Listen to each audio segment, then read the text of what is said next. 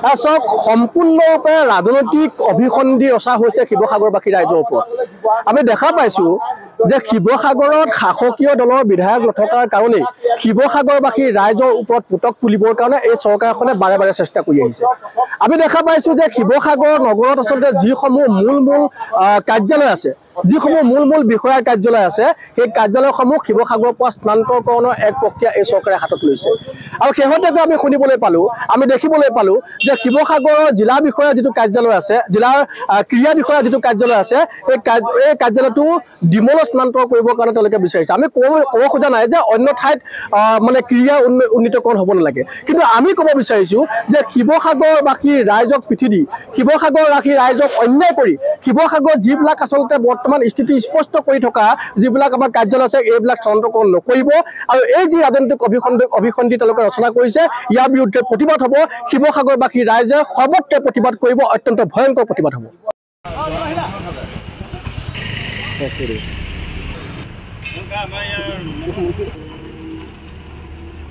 আজি আমি শিৱসাগৰ জিলাৰ কেইবাটাও জাতীয় জনগোষ্ঠীয় সংগঠনে শিৱসাগৰ জিলাৰ যি ক্ৰীড়া বিষয়া কাৰ্যালয় আছে, এই ক্ৰীড়া বিষয়া কাৰ্যালয়টো চৰকাৰে প্ৰশাসনিকভাৱে শিৱসাগৰৰ পৰা ডিমলৈ যি স্থানান্তৰ কৰাৰ সিদ্ধান্ত কৰিছে, তাৰ সিদ্ধান্তৰ বিৰুদ্ধে আমি প্ৰতিবাদী কাৰ্যসূচী গ্ৰহণ কৰিছোঁ। বিষয়টো একদম স্পষ্ট। শিৱসাগৰ সদৰখন শিৱসাগৰ জিলাৰ চাৰিওফালৰ পৰা অহাৰ কাৰণে যাতায়াতৰ কাৰণে সুবিধা আছে আৰু বিভিন্ন ক্ষেত্ৰত শিৱসাগৰ নগৰখনলৈ মানুহ অহা যোৱা কৰে। গতিকে এই নগৰখনক আইচলেটেড কৰি পিনি এই নগৰখনৰ পৰা স্থানান্তৰ কৰি ডিমলৈ লৈ যোৱাৰ যি কাৰ্যসূচী তেওঁলোকে চৰকাৰে লৈছে, তাৰ আমি প্ৰতিবাদ জনাইছোঁ। ৰাইজৰ সুবিধাৰ কাৰণে, খেলুৱৈসকলৰ সুবিধাৰ কাৰণে এই কাৰ্যালয়টো শিৱসাগৰ নগৰত থকাটো বিচাৰিছোঁ।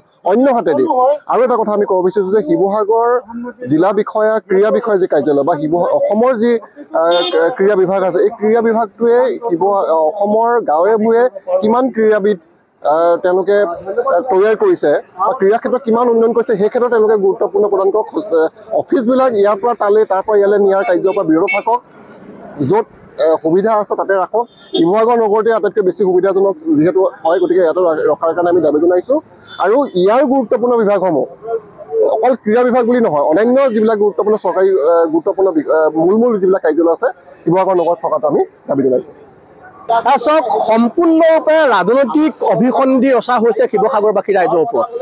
আমি দেখা পাইছো যে শিৱসাগৰত শাসকীয় দলৰ বিধায়ক নথকাৰ কাৰণেই শিৱসাগৰবাসী ৰাইজৰ ওপৰত পুতক তুলিবৰ কাৰণে এই চৰকাৰখনে বাৰে বাৰে চেষ্টা কৰি আহিছে। আমি দেখা পাইছো যে শিৱসাগৰ নগৰত আচলতে যিসমূহ মূল কাৰ্যালয় আছে, যিসমূহ মূল বিষয়াৰ কাৰ্যালয় আছে, সেই কাৰ্যালয়সমূহ শিৱসাগৰৰ পৰা স্থানান্তৰকৰণৰ এক প্ৰক্ৰিয়া এই চৰকাৰে হাতত লৈছে। আৰু শেহতীয়াকৈ আমি শুনিবলৈ পালো, আমি দেখিবলৈ পালো যে শিৱসাগৰৰ জিলা বিষয়াৰ যিটো কাৰ্যালয় আছে, জিলাৰ ক্ৰীড়া বিষয়াৰ যিটো কাৰ্যালয় আছে, এই কাৰ্যালয়টো ডিমলৈ স্থানান্তৰ কৰিবৰ কাৰণে তেওঁলোকে বিচাৰিছে। আমি ক'ব খোজা নাই যে অন্য ঠাইত মানে ক্ৰীড়া উন্নীতকৰণ হ'ব নালাগে, কিন্তু আমি ক'ব বিচাৰিছোঁ যে শিৱসাগৰবাসী ৰাইজক পিঠি দি, শিৱসাগৰবাসী ৰাইজক অন্যায় কৰি শিৱসাগৰ যিবিলাক আচলতে বৰ্তমান স্থিতি স্পষ্ট কৰি থকা যিবিলাক আমাৰ কাৰ্যালয় আছে, এইবিলাক স্থানান্তৰকৰণ নকৰিব। আৰু এই যি ৰাজনৈতিক অভিসন্ধি তেওঁলোকে ৰচনা কৰিছে, ইয়াৰ বিৰুদ্ধে প্ৰতিবাদ হ'ব।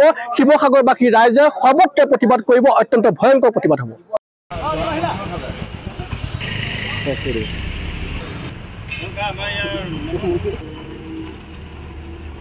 আজি আমি শিৱসাগৰ জিলাৰ কেইবাটাও জাতীয় জনগোষ্ঠীয় সংগঠনে শিৱসাগৰ জিলাৰ যি ক্ৰীড়া বিষয়া কাৰ্যালয় আছে, এই ক্ৰীড়া বিষয়া কাৰ্যালয়টো চৰকাৰে প্ৰশাসনিকভাৱে শিৱসাগৰৰ পৰা ডিমলৈ যি স্থানান্তৰ কৰাৰ সিদ্ধান্ত কৰিছে, তাৰ সিদ্ধান্তৰ বিৰুদ্ধে আমি প্ৰতিবাদী কাৰ্যসূচী গ্ৰহণ কৰিছোঁ। বিষয়টো একদম স্পষ্ট। শিৱসাগৰ সদৰখন শিৱসাগৰ জিলাৰ চাৰিওফালৰ পৰা অহাৰ কাৰণে যাতায়াতৰ কাৰণে সুবিধা আছে আৰু বিভিন্ন ক্ষেত্ৰত শিৱসাগৰ নগৰখনলৈ মানুহ অহা যোৱা কৰে। গতিকে এই নগৰখনক আইচলেটেড কৰি পিনি এই নগৰখনৰ পৰা স্থানান্তৰ কৰি ডিমলৈ লৈ যোৱাৰ যি কাৰ্যসূচী তেওঁলোকে চৰকাৰে লৈছে, তাৰ আমি প্ৰতিবাদ জনাইছোঁ। ৰাইজৰ সুবিধাৰ কাৰণে, খেলুৱৈসকলৰ সুবিধাৰ কাৰণে এই কাৰ্যালয়টো শিৱসাগৰ নগৰত থকাটো বিচাৰিছোঁ। অন্যহাতেদি আৰু এটা কথা আমি ক'ব বিচাৰিছোঁ যে শিৱসাগৰ জিলা বিষয়া, ক্ৰীড়া বিষয়া যি কাৰ্যালয় বা অসমৰ যি ক্ৰীড়া বিভাগ আছে, এই ক্ৰীড়া বিভাগটোৱে অসমৰ গাঁৱে ভূঞে কিমান ক্ৰীড়াবিদ তেওঁলোকে তৈয়াৰ কৰিছে বা ক্ৰীড়া ক্ষেত্ৰত কিমান উন্নয়ন কৰিছে, সেই ক্ষেত্ৰত তেওঁলোকে গুৰুত্বপূৰ্ণ প্ৰদান কৰক। অফিচবিলাক ইয়াৰ পৰা তালৈ, তাৰ পৰা ইয়ালৈ নিয়াৰ কাৰ্যৰ পৰা বিৰত থাকক। য'ত সুবিধা আছে তাতে ৰাখক। শিৱসাগৰ নগৰতে আটাইতকৈ বেছি সুবিধাজনক যিহেতু হয়, গতিকে ইয়াতে ৰখাৰ কাৰণে আমি দাবী জনাইছোঁ। আৰু ইয়াৰ গুৰুত্বপূৰ্ণ বিভাগসমূহ অকল ক্ৰীড়া বিভাগ বুলি নহয়, অন্যান্য যিবিলাক গুৰুত্বপূৰ্ণ চৰকাৰী গুৰুত্বপূৰ্ণ মূল যিবিলাক কাৰ্যালয় আছে, শিৱসাগৰ নগৰত থকাটো আমি দাবী জনাইছোঁ।